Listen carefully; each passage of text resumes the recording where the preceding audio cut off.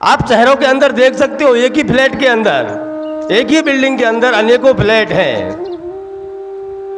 लेकिन बाजू वाला फ्लैट वाला आपको नहीं पहचानता आप कौन हो, क्योंकि आपकी दिनचर्या ऐसी हो गई है। सुबह काम पे जाना, शाम को काम से लौट करके आ जाना, जो भी आधा एक घंटा जो मिलता है आपके लिए, आप बच्चों को लेकर के नीचे उतर जाते हो घूमने के लिए। नाइट हो गई, चलो आराम कर लेते हैं। ये ऐसी तो जिंदगी हो गई है कि खाली पेट के लिए जिया जा रहा है।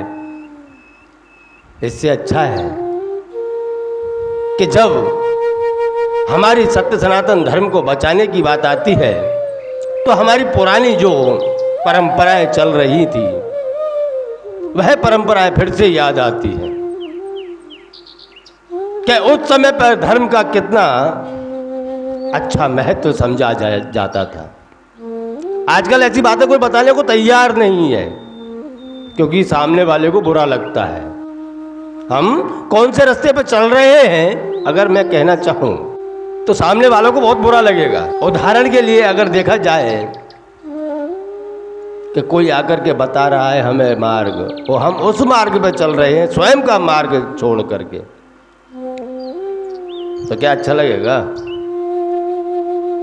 नहीं लगेगा, होना भी नहीं चाहिए। आप अगर अपनी स्वयं की परंपराएं भूल रहे हो,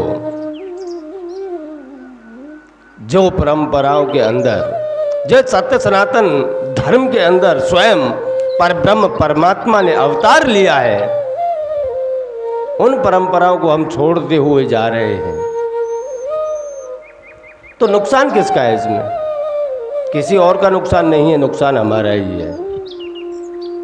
आज अपने समाज के अंदर ऐसी परिस्थिति एक खड़ी हो रही है कि दूसरे के बाप को हम स्वयं का बाप कहने के लिए जाते हैं, लेकिन उसमें वह स्वयं गर्वित महसूस होता है उसको।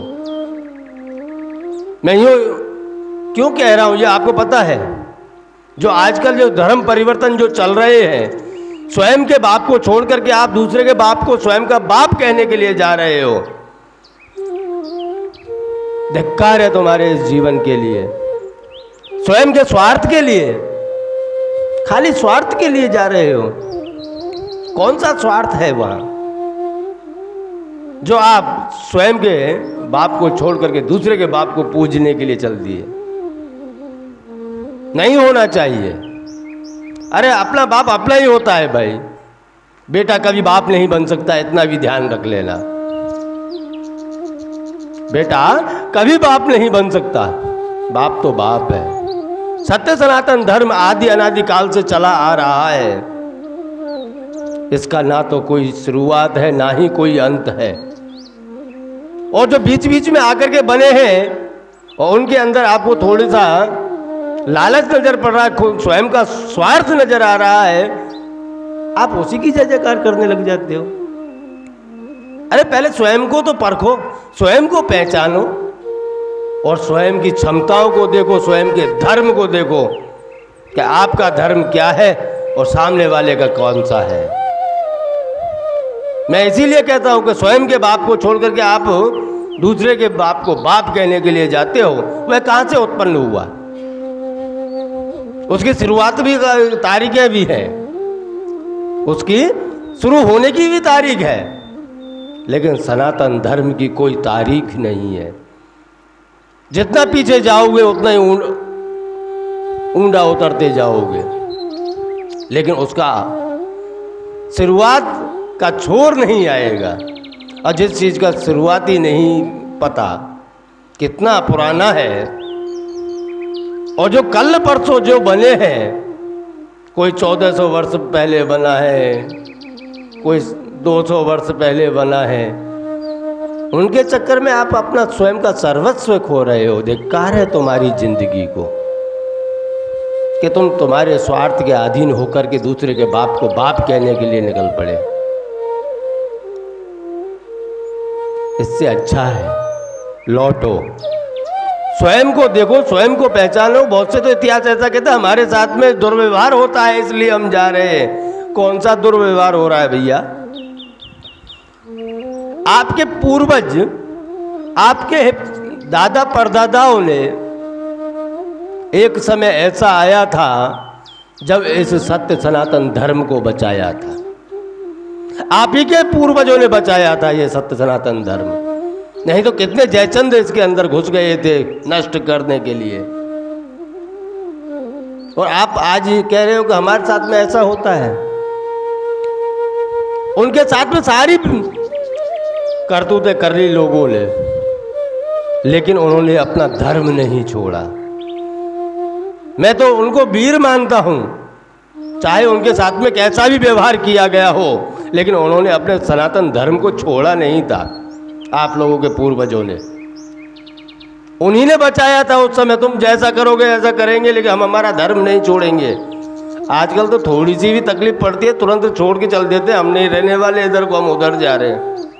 और जो दल बदलू होता है उसका कभी कल्याण नहीं होता, शास्त्र भी कहते हैं। जो पल पल में बदल जाए उसका कल्याण नहीं हो पाएगा, ये तो शास्त्र भी बताते हैं हमको।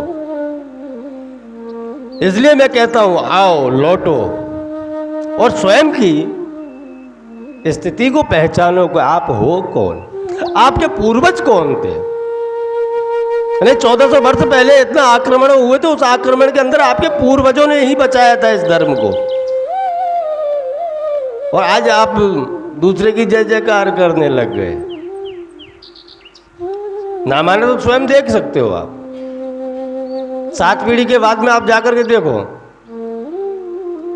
कहीं ना कहीं ऐसा अंत आएगा कि आपको गर्व महसूस होगा कि आपके पूर्वज कौन थे। उन्होंने आपके सनातन धर्म को बचाने के लिए कितना कितना बलिदान दिया था।